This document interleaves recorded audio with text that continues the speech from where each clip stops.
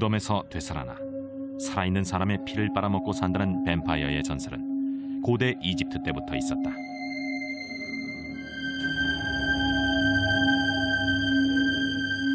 뱀파이어.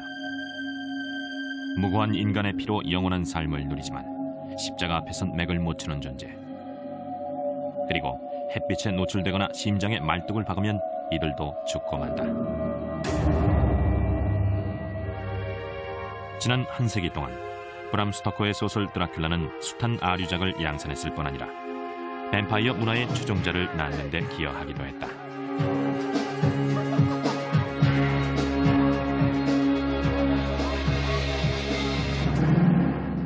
오늘날엔 독특한 방식으로 뱀파이어를 숭배하는 집단까지 생겼다. 뱀파이어의 비밀스런 세계에 입문했다고 주장하는 이 남성은 12살 때부터 피를 마셨다고 한다. 미네소타에 사는 한 부부는 루마니아의 실존 인물 블라드 드라큘라와 매일 대화를 나눈다고 한다. 캘리포니아에 사는 이 여인은 피를 마시고 관 속에서 잠을 자는 데다 연구차를 몰고 다니며 뱀파이어의 길을 가고 있다는데, 이들은 왜 뱀파이어에게 집착하는가? 죽지 않기 때문일까? 인간의 마음속 가장 깊은 곳에 숨겨진 어두운 충동을 실행에 옮기고 있는 건 아닌지.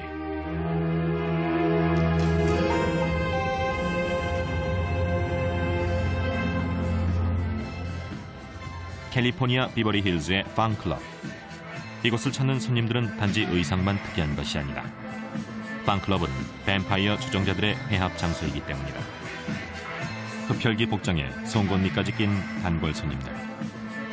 정기적으로 모임에 참석하는 수백 명의 단골 중 20여 명은 진짜 뱀파이어라고 자처하고 있고, 니콜라스 스트라슬로흐도 그중 하나다.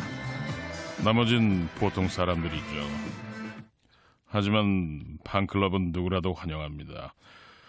실컷 즐기고 아무런 두려움 없이 자신을 마음껏 표현할 수 있는 환상적인 곳이니까요. 저 같은 진짜 뱀파이어를 만나보고 싶은 사람들이 찾아오곤 합니다. 뱀파이어 공동체의 대표인 니콜라스. 그는 소위 뱀파이어 영성이란 일종의 신앙 체계에 대해 조언해주고 있는데, 이 사상엔 뱀파이어가 불사신이란 개념이 포함되어 있다. 니콜라스의 말에 따르면 심령 에너지로 만들어진 불멸의 뱀파이어 신들은 뱀파이어를 받아들이려는 기질이 있는 인간들을 찾아 나선다고 한다. 뱀파이어의 영혼을 받아들인 육신은 큰 변화를 겪습니다. 영원한 뱀파이어가 되는데요. 저는 5살 때 이미 죽었고 그때 뱀파이어가 됐죠. 1958년 가족과 함께 웨일즈의 해변에 놀러간 니콜라스는 수영을 하다 익사했지만 20여 분 후 되살아났다고 한다. 살아난 후부터 능력이 생겼죠. 남들의 마음을 읽고 고민거리를 해결해 줄 수 있게 됐어요. 그런데 그땐 그게 누구에게나 있는 힘인 줄 알았거든요. 어린 나이에 무척 혼란스러웠습니다. 사고 이후 니콜라스는 7년간 오컬트와 심령치료술을 공부했다. 그리고 자신에게 뱀파이어 신이 깃들어 있다는 것을 깨달았다고 한다. 12살 때 용의 계율에 따라 뱀파이어계에 입문했다. 그러니까 기본적으로 피의 의식이죠.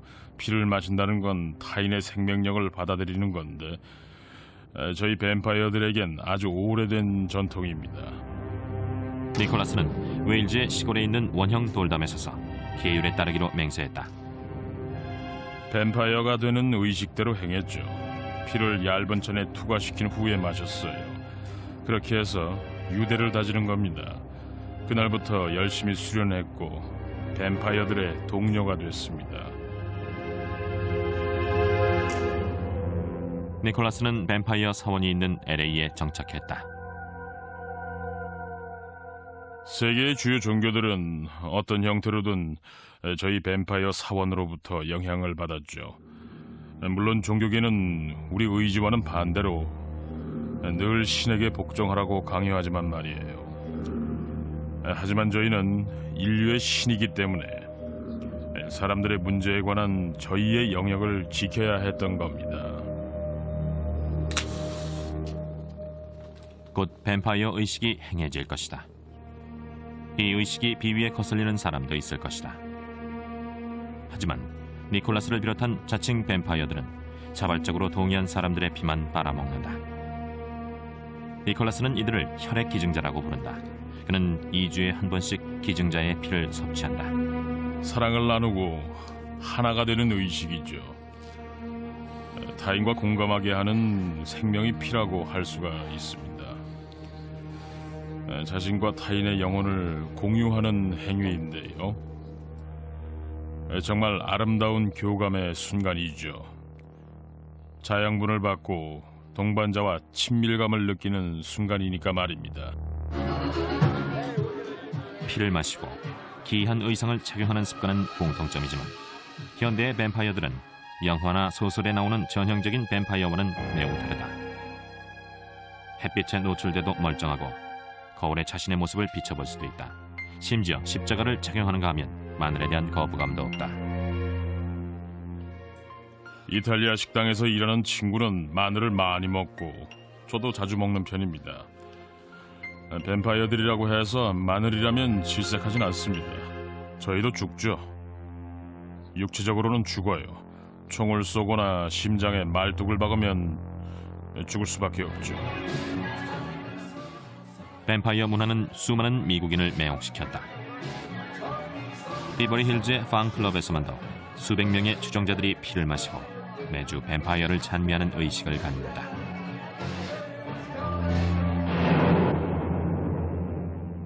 무엇이 이들을 이토록 열광하게 만드는가? 사실 뱀파이어를 두려워하고 혐오하는 사람들이 더 많다. 그런데 추종자들은 왜 흡혈 행위를 묵인하고 심지어 찬미하며 이 땅을 배회하는 부도덕한 불멸의 신을 숭배하는가? 이 문화엔 과거로부터 현재에 이르는 드라큘라의 모든 습성이 종합되어 있다고 봅니다. 성적인 측면과 또 불멸의 속성, 게다가 도시 생활의 불안감과 피해 속성에 대한 두려움, 또 경제적인 불안, 이런 것들을 모아서 새로운 문화를 만든 거죠. 50년대 비트 제너레이션과 60, 70년대를 휩쓴 히피에 맞먹는 강력한 뱀파이어 문화 세력을 말이죠. 뱀파이어는 현대의 불안 심리 못지않게 풍요로운 상상력을 낳기도 했다. 누구나 무의식 속에 강력한 욕구가 있는데 그걸 뱀파이어에게 투영한 것입니다. 불멸과 권력에 대한 욕구는 막을 수 없죠. 뱀파이어가 된 후로는 내가 어디에도 구속되지 않는다는 점이 제일 좋습니다. 사회윤리나 인습에 얽매이지 않게 됐고요. 하고 싶은 일은 아무 때나 자유롭게 할 수가 있지요. 사회적 통제로부터 벗어나려는 욕구는 모든 하부 문화의 공통사항이지만 팡클럽에선 극단적인 행위, 즉 피를 마시는 행위도 용납한다는 점이 특이하다. 피에는 아주 강한 상징과 감성이 부여되어 있습니다. 뱀파이어 공동체는 피에 내재된 상징과 감성의 측면을 추출해 그들의 문화로 수용한 거죠. 이 공동체 안에는 피를 숭배하는 이들도 있고 진짜로 뱀파이어가 되고 싶어하는 사람들도 있습니다. 권력과 매력을 모두 거머쥘 수 있으니까 말이죠. 한편 뱀파이어의 생활 방식대로 살아가길 바라는 사람도 있습니다. 그러나 니콜라스는 뱀파이어 문화란 단지 생활 방식을 선택하는 차원이 아니라고 말한다. 그에게 뱀파이어 문화는 종교요, 신념이자 공동체다. 피를 마시는 행위가 야만적으로 여겨질지라도 오히려 그 때문에 이 문화에 중독된다고 주장한다. 금기를 깨는 것입니다. 제 안에 숨겨진 어두운 욕망을 해결하고 타인의 환상을 대신 충족해 줄 수도 있고요. 동경의 대상이 될 수도 있고 악몽 같은 존재가 될지도 모르죠.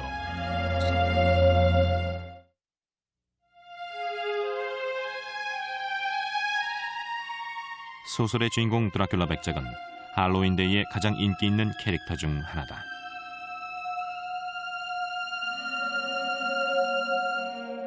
붉은 눈에 뾰족한 송곳니, 창백한 안색과 소름 끼치는 숨결.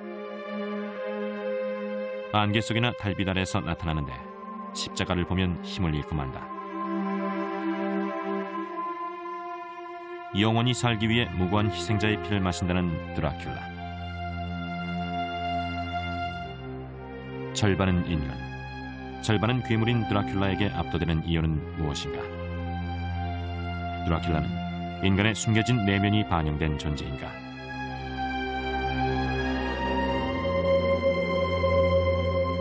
(1897년) 브람 스토커가 쓴 소설 드라큘라는 수십 개 국어로 번역 출판됐으며 초판 이래 현재까지 꾸준히 인기를 얻고 있는 작품이다. 이 소설이 갖고 있는 강력한 흡입력은 뱀파이어 전설의 미스테리에서 비롯된 것이다. 소설은 일련의 일기들로 구성되어 있고 서들은 영국 변호사 조나단 하커가 수수께끼의 의뢰인 드라큘라 백작을 만나기 위해 런던에서 트란실바니아로 떠나는 장면으로 출발한다. 하커 변호사의 임무는 런던의 저택을 구입한 백작의 계약을 마무리하는 것이다. 트란실바니아는 숲 너머의 땅이란 뜻이죠. 이 지명이 암시하는 바는 소위 구름 저변에 있는 미지의 땅. 셰익스피어의 표현대로라면 아무도 돌아오지 못하는 곳인데요. 유령과 뱀파이어, 늑대 인간과 같은 상상 속의 존재들이 살고 있고 불가능이란 없는 신비한 곳이라고 전해 내려오지요.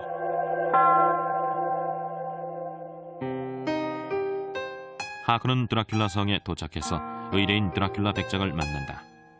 첫눈에 백작에게서 심상치 않은 기운을 느낀 하크는 일기에 이렇게 적었다. 백작은 한 발짝도 떼지 않고 조각처럼 서 있었다. 날 반갑게 맞이하는가 싶더니 그 자리에 돌처럼 굳어진 것이다. 문턱을 넘어서려는 찰나 백작이 순간적으로 다가와 내 손을 잡았는데 그 섬뜩한 느낌이란 얼음처럼 차가운 백작의 손, 마치 죽은 자의 손과도 같았다. 브람 스토커는 사전조사를 철저히 했다. 하커가 드라큘라를 처음 만나는 장면은 고대 트란실바니아 전설에서 따온 것이다. 전설에 따르면 흡혈귀는 희생자가 스스로 악마를 불러들일 때만 다가오고 일단 몸 안에 들어간 후엔 엄청난 힘을 행사한다고 한다. 안타깝게도 이 영국 변호사는 그 전설을 모르고 있었다.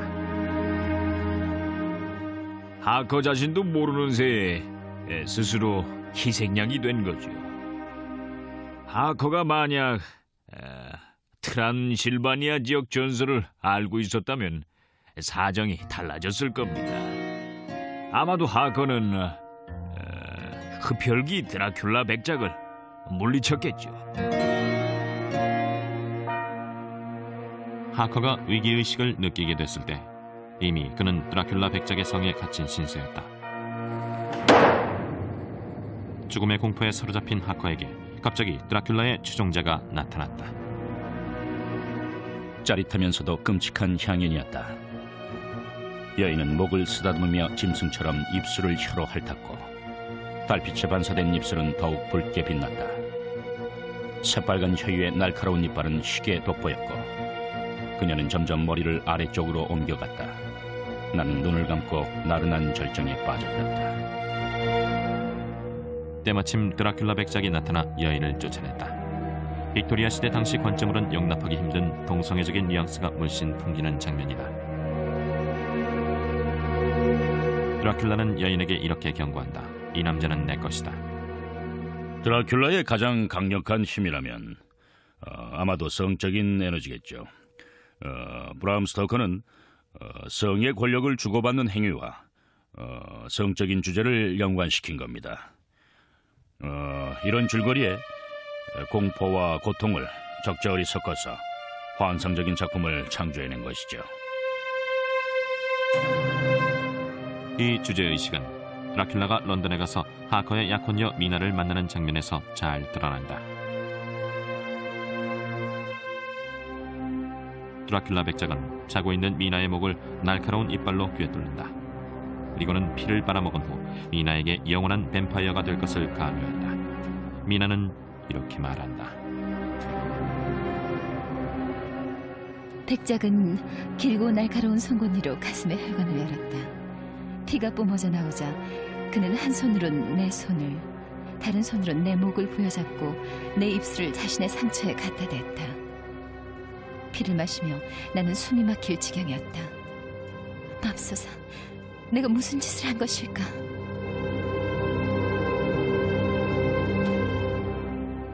드라큘라는 자신의 피 속에 담긴 엄청난 힘을 미나가 받아마시게 함으로써 미나를 뱀파이어로 만드는 의식을 시작한 것이다. 이 상황은 빅토리아 시대에는 금기시했던 표현을 비유적으로 암시한 것이다. 물론 이 소설은 단지 성적인 암시 때문에 인기를 끈 것은 아니다.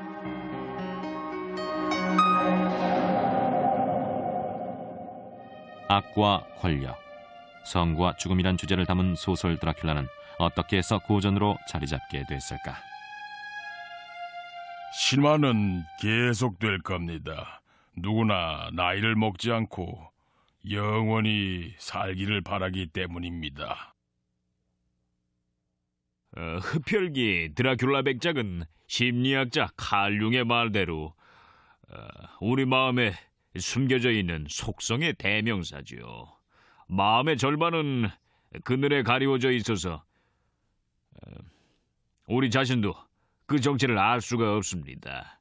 그래서 그것을 해부하고 분석하는 과정에서 모든 금기는 깨지고 점차 대담해져서 이런 질문을 던지게 되지요. 우리는 어떤 존재이며 왜 이런 존재가 되었는가? 뱀파이어들은 보편적인 종교의 내세관과는 달리 뱀파이어가 되면 현세에서 영원히 살 수 있다고 장담한다. 영생에 대한 갈망은 현대인의 강박관념에도 잘 반영돼 있죠. 폭탄 테러를 두려워하고 살모넬라 균에 감염되지 않으려고 나름식을 자제하는 것도 본질적으로 영원히 살고자 하는 욕구인데요. 뱀파이어 문화의 여피적 버전이라고나 할까요? 브람 스토커의 드라큘라엔 뚜렷한 윤리의식이 있다. 악의 유혹에 굴복한 자는 영혼을 빼앗긴다는 것이다. 악마의 유혹을 받아들인다면 한동안은 만족스러울지 몰라도 결국에 가서는 악이 모든 것을 지배하게 되죠. 인간의 삶은 악마의 뜻대로 좌지우지되고 맙니다.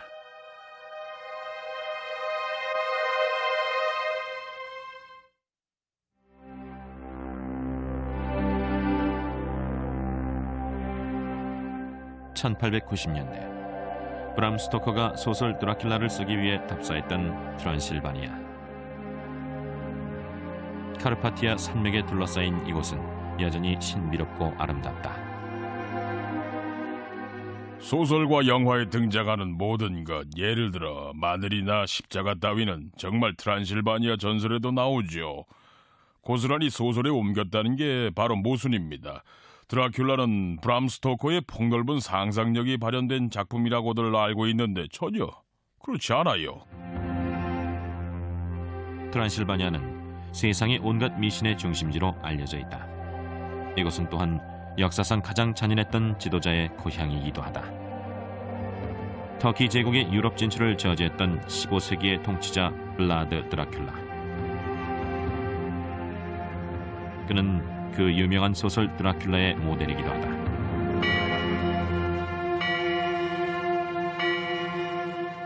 블라드 체페시 드라큘라는 1431년 트란실바니아에서 출생했다. 루마니아어로 드라큘라는 용의 아들 혹은 악마의 아들이란 뜻이다. 블라드 드라큘라의 부친이 트란실바니아와 터키 사이에 위치한 왈라키아의 통치자가 됐을 때 블라드 형제는 평화협정의 일환으로 터키에 보내졌고 술탄과 함께 생활하게 된다. 드라큘라는 터키어를 몰랐고 기독교인이었는데 터키인들은 무슬림이었죠. 그러니 당연히 어린 나이에 그곳에서 생활하기가 무척이나 힘들었을 겁니다. 블라드 드라큘라는 터키의 잔인한 풍습을 집중적으로 공부했다. 특히 꼬챙이로 찌르는 형벌에 관심을 가졌다. 몸을 꼬챙이로 찌르고 땅 위에 꼬챙이를 기둥처럼 세워두는 것으로 십자가에 매다는 방법과 유사하다. 이 벌에 처해진 자는 피를 흘리다 서서히 죽어가게 된다. 신체 주요 장기에는 치명상을 입히지 않도록 꼬챙이를 찌르죠. 꼬챙이에 찔린 채 고통받게 하는 게 목적이. 블라드 드라큘라와 동생 라두는 부친과 형이 루마니아 귀족들에게 암살된 후 술탄으로부터 풀려났다. 1456년 왕위를 계승한 블라드 드라큘라는 터키에서 배운 것을 실행에 옮겼다. 꼬챙이로 찌르는 블라드라는 악명을 얻게 된 것도 그 때문이다. 드라큘라는 집권 초기엔 부친과 형을 암살한 사람들에 대해 아무 조치를 취하지 않았죠. 그러다가 1459년쯤 돼서 암살에 가담했던 귀족들을 부활절 파티에 초청하고 주변을 군인들로 포위했습니다.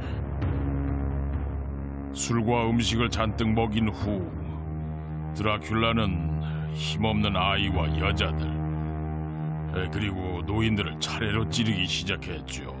그리고 나머지 사람들은 보이나르에 있는 드라큘라 성으로 데려갔습니다. 이들은 거기서 성을 다시 짓는 노역에 종사하게 됐습니다.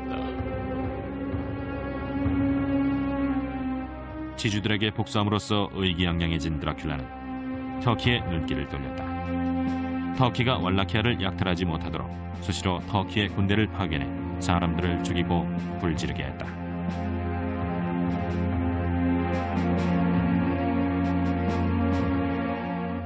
초토화 작전은 여러모로 아주 훌륭한 전술이었죠.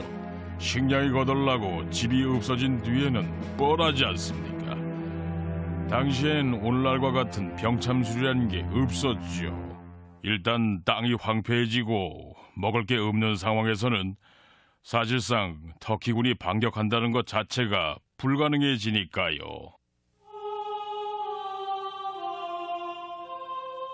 드라큘라는 술탄에 대한 보복을 잠시 미뤄뒀을 뿐 완전히 포기한 것은 아니었다.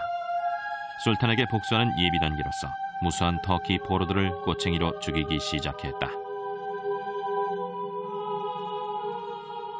꼬챙이 숲이라는 것을 만들었습니다. 수개월간 수많은 사람들이 동원됐죠. 드라큘라는 꼬챙이에 희생된 사람들 틈에서 식사하는 것을 즐겼는데 어떤 시체는 몇 주 동안이나 매달려 있었으니 거기서 나오는 악취가 오죽했겠습니까? 술탄은 이 끔찍한 광경을 보고는 군대를 철수시켰지요. 드라큘라는 자신감에 차서 귀족들에게 명령했습니다. 술탄이 도망간다. 술탄을 끝장내자.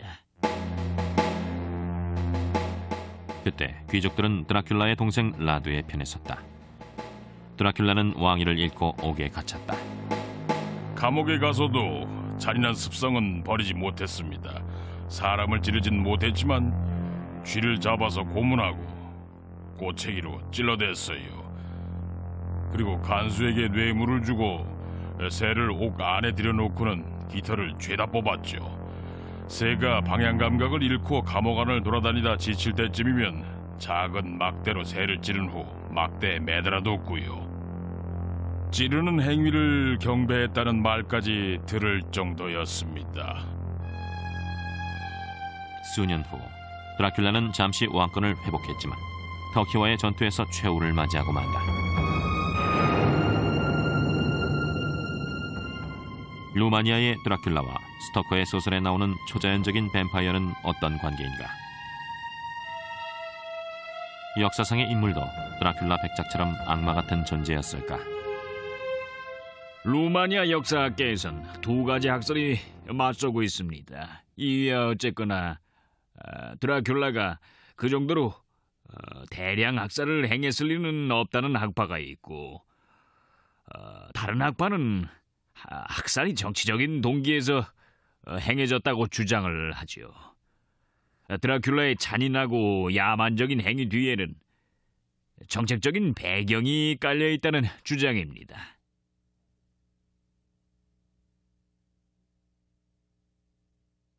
정신질환자였건 실용주의자였건 간에 드라큘라의 방식이 끔찍한 것임은 분명하다. 자기 국민을 죽였어요. 다니부 강가에서 농사짓던 루마니아 양민들을 학살했죠. 터키군이 도착했을 때 식량을 못 구하게 하려고 저지른 만행이었습니다. 실존했던 드라큘라도 소설 속 드라큘라처럼 권력과 피에 집착했다. 그가 실제로 피를 즐겨 마셨다는 주장도 있다. 희생자의 피를 그릇에 가득 채우고 그 피에 빵을 찍어 먹었다고도 합니다. 고단백 식단이긴 하지만요. 죽지 않는 드라큘라 백작과는 달리 블라드 드라큘라는 터키인들 손에 죽었다. 그러나 그의 무덤엔 미스테리가 있다. 수백 년간 그의 시신은 부카레스트 북부의 수도원에 안치된 것으로 알려져 왔다. 그런데 1931년 무덤을 발굴해보니 관은 텅 비어 있었다.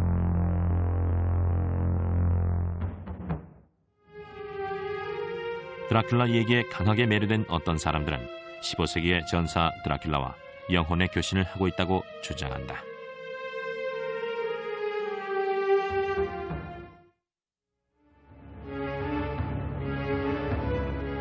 실존했던 드라큘라와 전설의 뱀파이어는 오늘날까지도 오컬트 숭배자들 덕에 그 생명력을 유지하고 있다.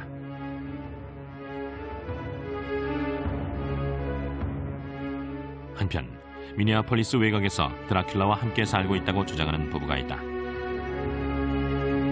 캐시와 데일은 드라큘라와 영혼의 교신을 하고 있다고 한다. 캐시는 자라나면서 오컬트와 괴기 영화, 특히 벨라 루고시의 드라큘라 영화에 매료됐다. 중학교 다니던 시절 선생님께서 저를 모티샤라고 부르셨죠. 그때부터 나름대로 드라큘라 기질이 있었나 봐요. 캐시는 영적인 힘도 갖고 있다고 믿는다. 어떤 일이 일어날 것 같다는 예감이 들어맞았고 그 뒤의 일까지 맞추게 됐죠. 환영이 보이기도 하고 사람이 죽을 것 같을 땐 갑자기 심하게 메스꺼워지기도 해요. 캐시는 신문에서 블라드 드라큘라의 초상화를 보는 순간 영적인 교감을 느꼈다고 한다.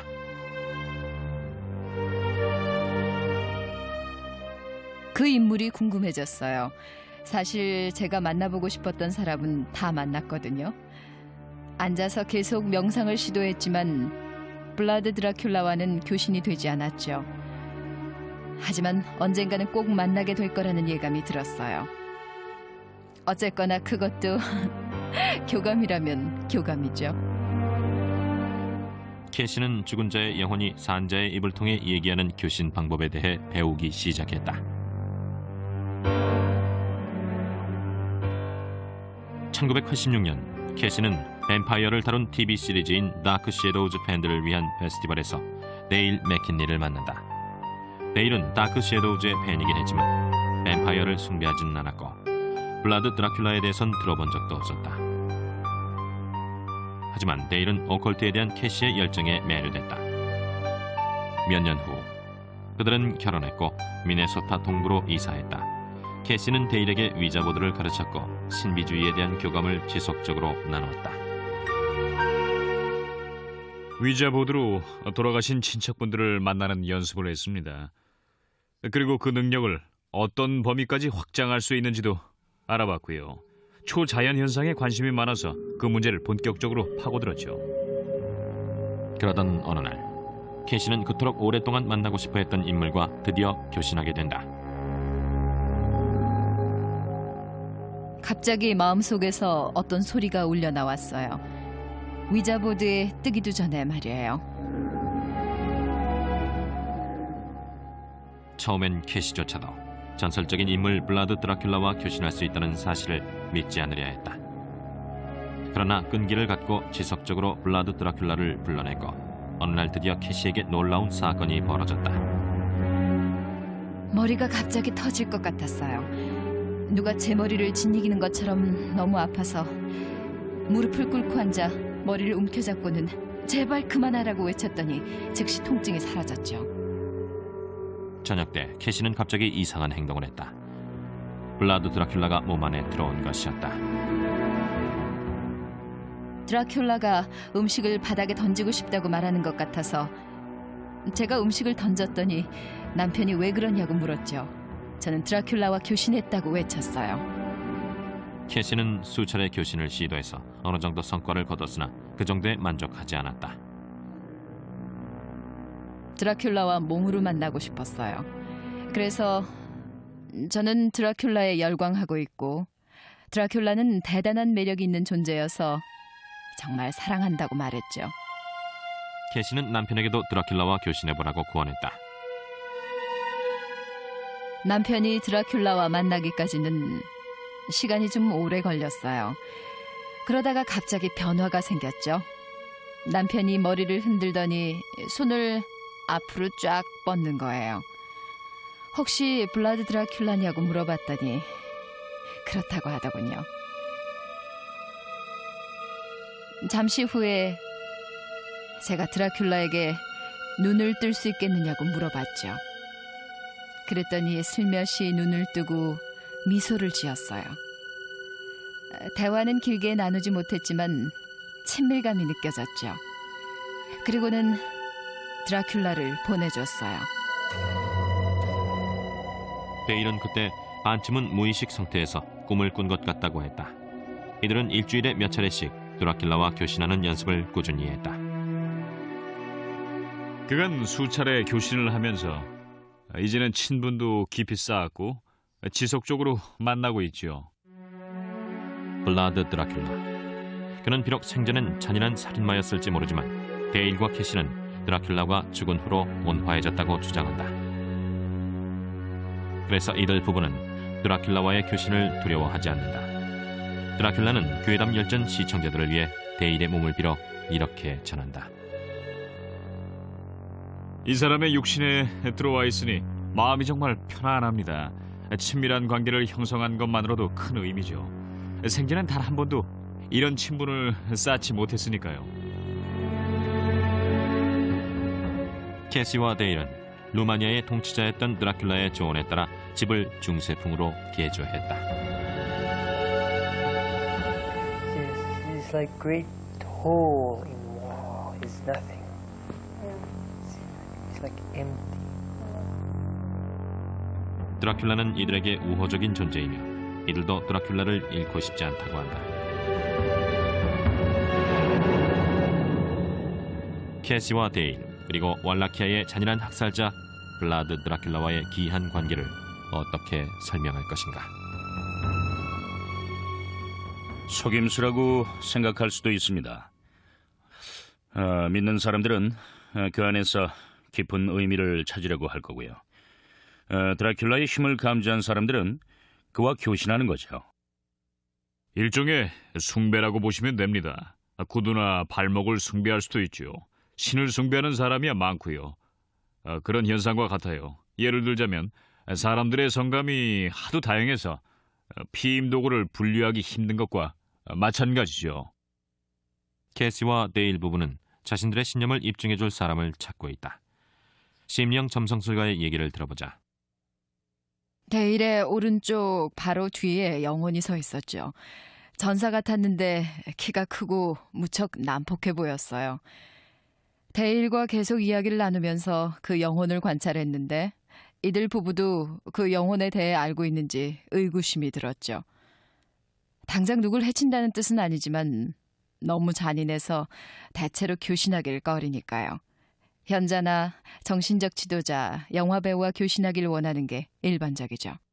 고통이나 부정으로 가득 찬 표정을 한 영혼을 아주 잠시 동안이나마 제 눈으로 봤죠. 낸시도 블라드 드라큘라의 영혼을 봤다. 처음 본 것은 데일과 캐시가 TV 토크쇼에 출연했을 때다. 너무 놀라서 TV를 꺼버렸어요. 데일과 탁자를 사이에 두고 마주 앉았을 때 데일은 드라큘라의 영혼을 불러들였고 드라큘라는 아주 친절하고 재미있게 얘기를 했죠. 하지만 느낌이 정말 이상했어요. 에너지가 빠져나가는 기분이랄까. 그런데 캐시와 데일은 드라큘라와 각별한 사이인 것 같아서 차마 얘기를 못했죠.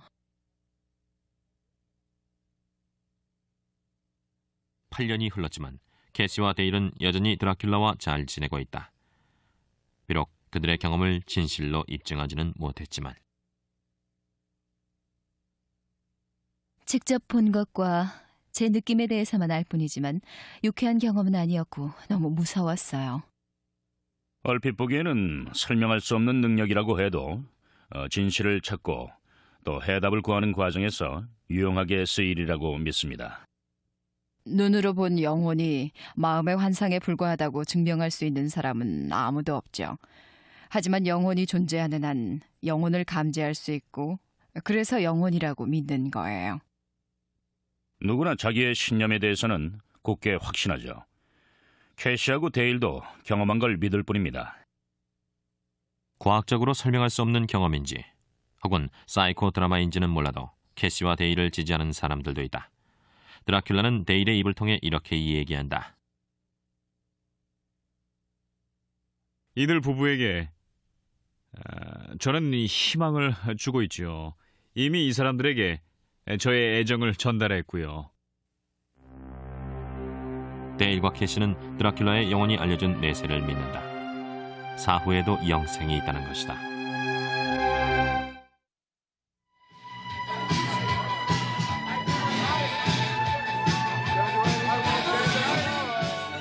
오늘날엔 뱀파이어로 자처하는 사람들일지라도 결국엔 죽고 만다. 이들은 거울에 그 모습이 비춰지고 십자가를 두려워하지 않는다. 멀쩡한 직장도 다니고 사람들과도 잘 지낸다. 일반인과의 차이는 단 하나, 남의 피를 먹는다는 점이다.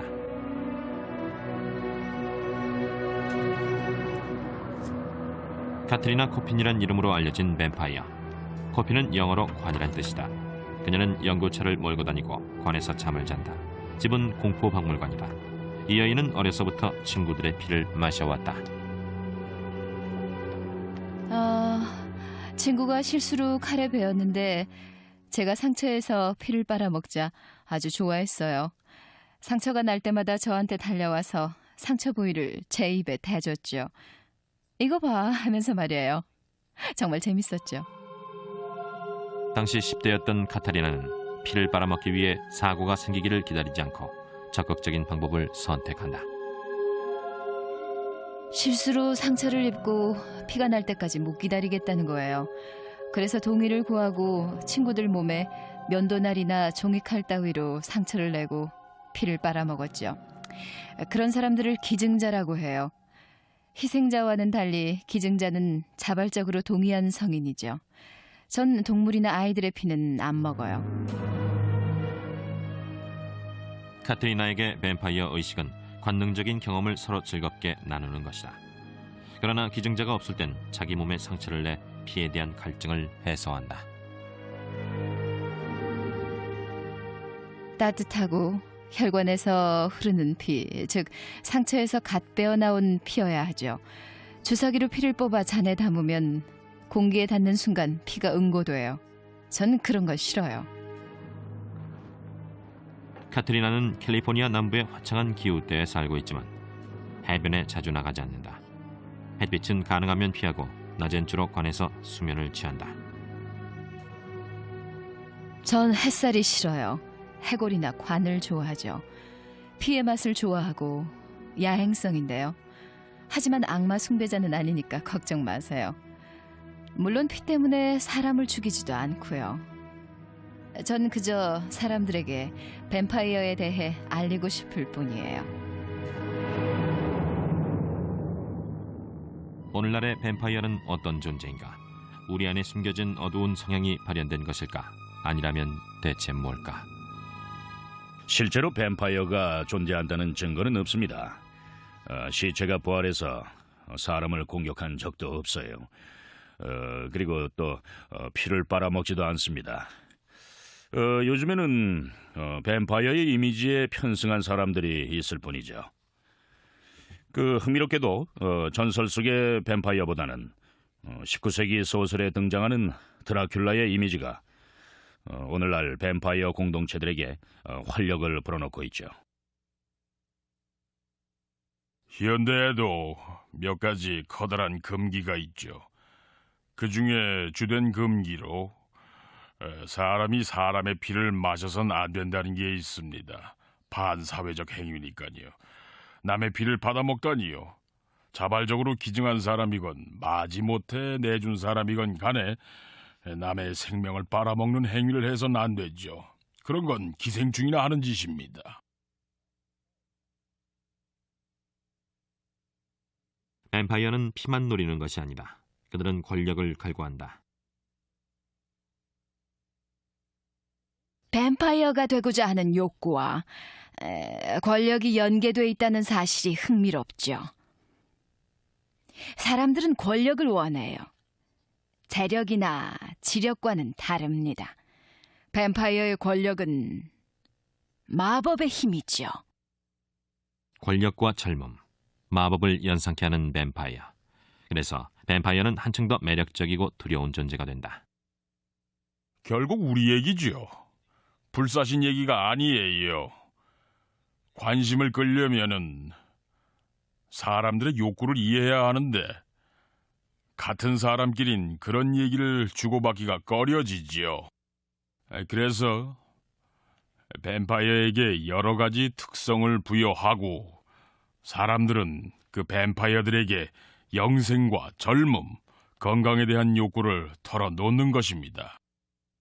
아시다시피 뱀파이어들도 영원히 살기를 원해요. 그러기 위해 아름다운 영국 여성의 피를 기꺼이 마십니다. 그건 그렇고 왜 뱀파이어가 되려고들 하죠? 영생을 위해 악마에게 영혼을 파는 행위는 결코 취소할 수 없는 계약이기에 선뜻 응하려는 사람은 많지 않다. 영원한 삶을 걸고 도박을 하고 싶다면 악마와 계약을 하세요. 악마는 장차 무슨 짓을 할지 몰라요. 종교계에서 하는 경고 정도만 떠오를 뿐이지요.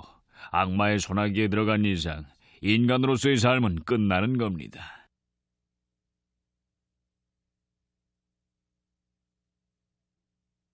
빅토리아 시대 영국을 구속했던 금기는 오늘날엔 아무 의미가 없다. 현대인들은 뱀파이어에 대한 상상을 마음껏 펼칠 수 있으며 브람 스토커가 살던 시절엔 꿈도 꾸지 못했을 정도로 자유롭게 뱀파이어를 숭배한다. 뱀파이어를 상징하는 권력과 흡입력, 자유는 참으로 어렵게 얻은 가치다. 이렇게 한번 생각해 볼까요? 드라큘라는 우리가 감히 하지 못하는 걸 대신하는 존재가 아니라 현재의 종교의 내세관을 대체하는 가치라고 말이죠. 인간을 수세기 동안 매료시킨 밤의 피조물. 사람들이 뱀파이어에게 열광하는 가장 큰 이유는 뭘까? 뱀파이어로 인해 우리에게 숨겨져 있던 무서운 본성을 직시하게 되기 때문은 아닌지.